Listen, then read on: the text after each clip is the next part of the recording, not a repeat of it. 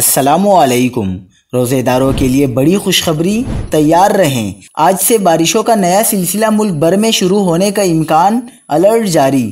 کیا آپ حالات حاضرہ سے آگاہی حاصل کرنا چاہتے ہیں؟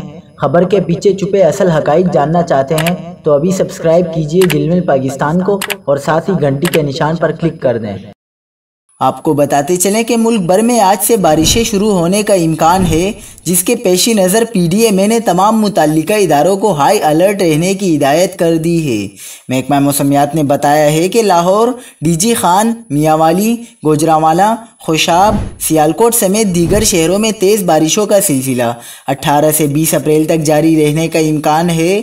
دوسری جانب خیبر پختونخوا کے بیشتر اضلاع میں بھی آج سے تیز ہواؤں کے ساتھ بارشوں کا نیا سلسلہ شروع ہونے کا امکان ہے۔ ترجمان پی ڈی ایم اے نے بتایا کہ تیز آندھی، بارشوں اور ژالہ باری کا یہ سلسلہ جمعرات کے روز تک وقفے سے جاری رہنے کا امکان ہے۔